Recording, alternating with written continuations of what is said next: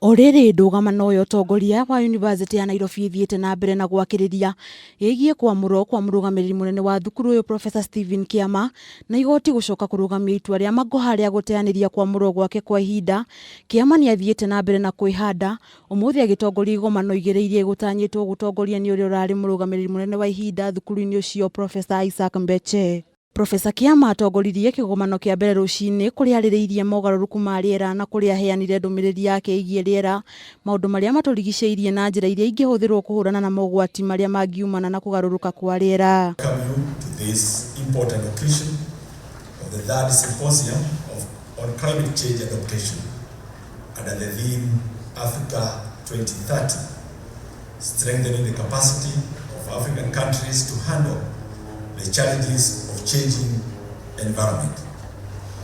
The meeting brings together researchers, policymakers, corporate organizations, and local communities, as well as stakeholders and experts from around the world to discuss how African nations may foster resilience and adapt to the impact of climate change. Kigomano gia kere kihanekire mathaini ma hwaini kiria kiuma gia kwamukira arutwo erwa mwaka wa mbere makiria ma 1,600 thukuru-ini ucio na oho auga ni arutire gutwarithia mihango ya university yo na mbere niguo gutigirira o mundu ni agunika. I'm very happy to see all of you here having joined us at the University of Nairobi as the student call it their university.